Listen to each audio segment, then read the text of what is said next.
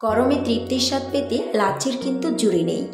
আর এই লাচ্ছিতে একটু স্বাদ বদল করতে যোগ করতে পারেন মৌসুমি ফল আম।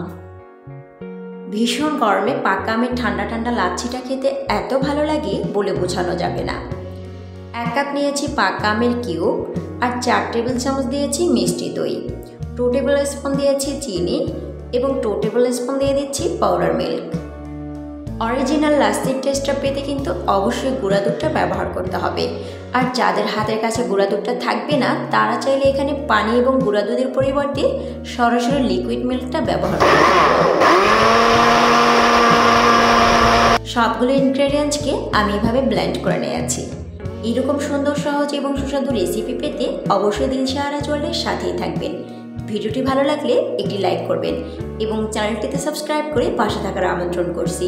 আপনারা দেখছিলেন দিলশাহারা জুয়েলারি। আবারও দেখা হবে নতুন কোনো এপিসোড নিয়ে।